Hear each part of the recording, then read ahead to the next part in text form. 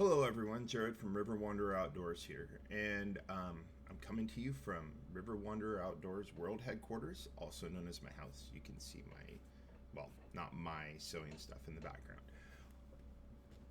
But I wanted to share with you, especially since we're getting towards sort of the heavier part of booking season for fishing guides around our area, a story that came across my feed this morning, actually. I saw it right when I woke up, and I just want to read it to you. This comes from NBCMiami.com, which is Channel 6, South Florida.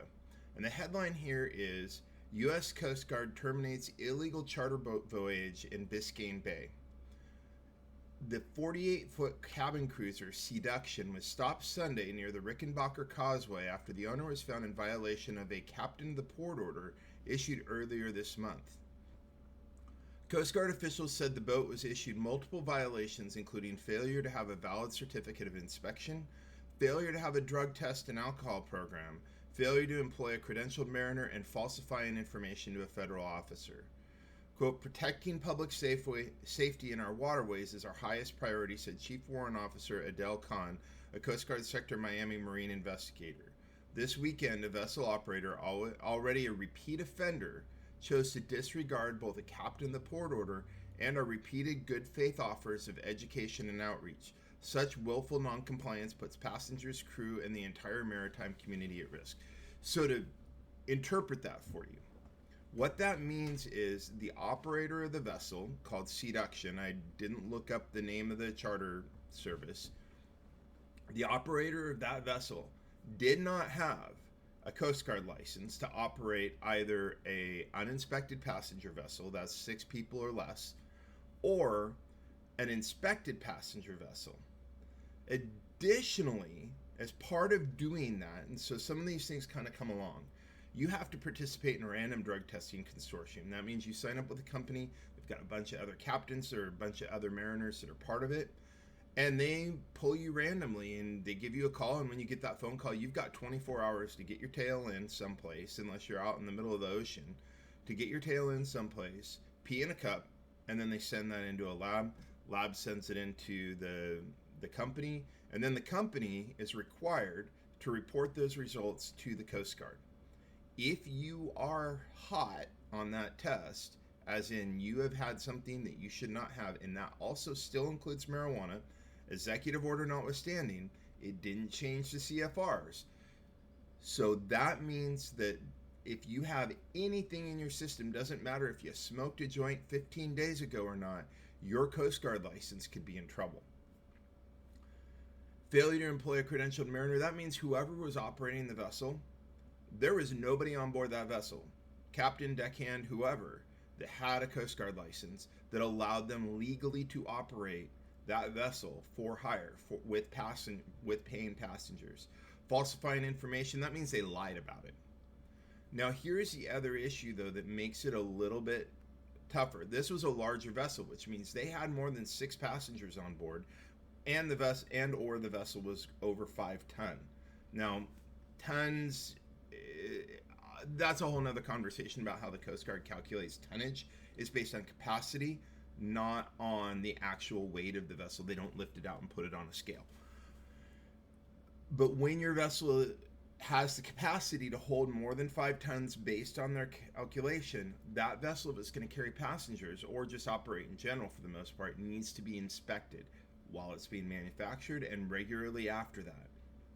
It makes sure that it's built structurally to handle that capacity, make sure that the systems are kept up to date. It makes sure that you have proper life-saving equipment on board. That's things like automatically deploying life rafts, fire extinguishers, life jackets, etc. Additionally, later on, as you read through this article, they also didn't have the appropriate number of Type 1 life jackets. Those are the ones with the reflective tape and the little flashy lights on them. They didn't have those on board either, which means if something went wrong, there was not appropriate life-saving equipment on board that vessel to give the passengers the best chance of survival. Odds are something's not going to go wrong, but if something did and you're a passenger, you're out of luck. Additionally, this guy unlikely had any sort of insurance that would have covered any sort of incident that happened on board.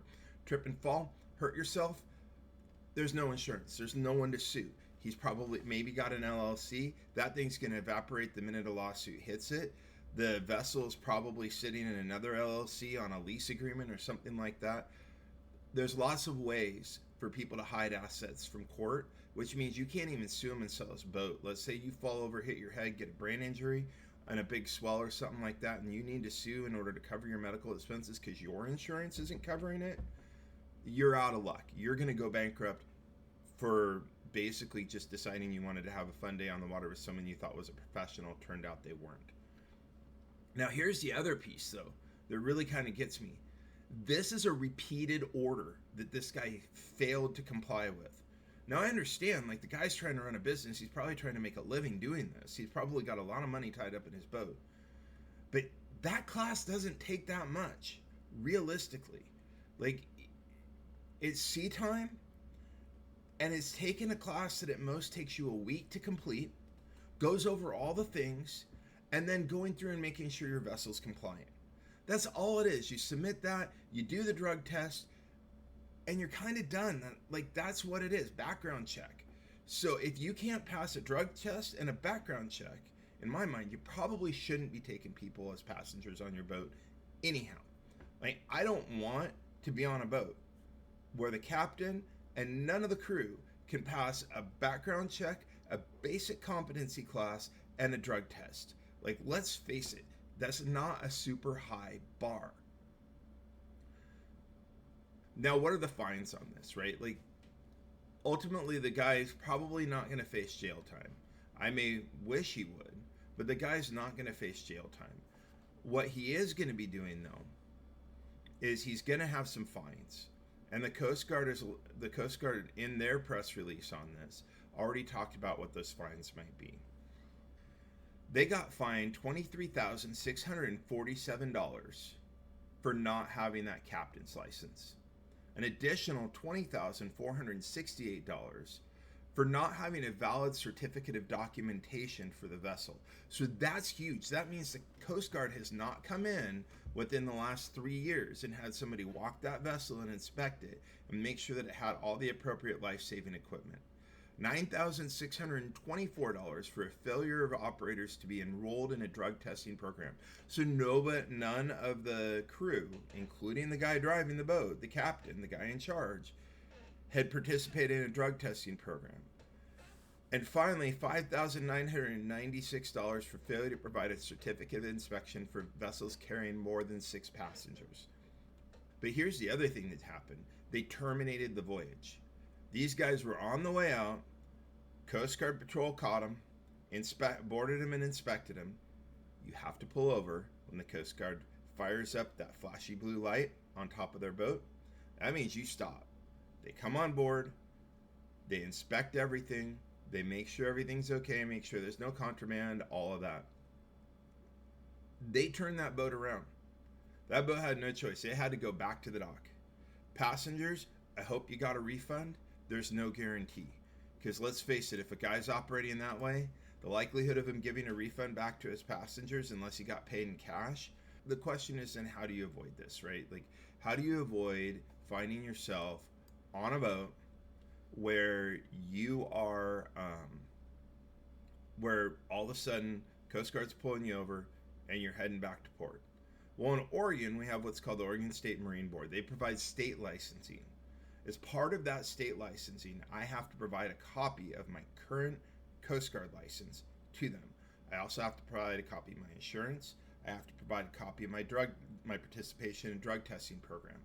All of that has to go in to this Oregon State Marine Board, and they issue that. Well, this year it's orange. It changes every year. They issue a little round sticker that goes on the back corner of my boat. On that sticker is my license number, and it says 23 or 26 this year, and on mine it says ocean. That means I can go out to the ocean with my license. Some of them will just say inland or river, I think is what it says. Those guides are only licensed to be in the river, and that's based on what their Coast Guard license allows. So that Washington licensed guides can fish the Columbia without having an Oregon license. So if you're going to a Washington licensed guide, you actually have to call up the Washington Department of Licensing to verify that. So it's not super hard to do. Now, some of the online portal services do verify. So, like Fishing Booker, my online booking system Guidesly that I use wants requires a copy of that and my insurance in order to even be listed. Captain Experiences, there's a whole bunch of them out there. Mallard Bay has been advertising to me lately, trying to get me to list with them. All of those services, or most of those services, will require that their listed captains submit that information. So that's pretty easy. But that State Marine Board website in Oregon lets you know who's licensed to operate in Oregon. Don't rely on a private website to do that verification for you. Here's the bottom line. As a passenger, you want to make sure, number one, that when you pay for and plan for a trip, you get what you paid for. Whether that's a day on the water, whether that's a great day fishing, whether that's a tour, whether that's seeing whales, whatever it is, you want to make sure that your day goes as planned. Then one of the fastest ways to have your day not go as planned is have the Coast Guard intercept your vessel, turn you around, and send you back to port, and having to figure out what you're going to do with the rest of your time. Refund or no, that just sucks. That's a great way to ruin a day that you were planning on having a lot of fun on.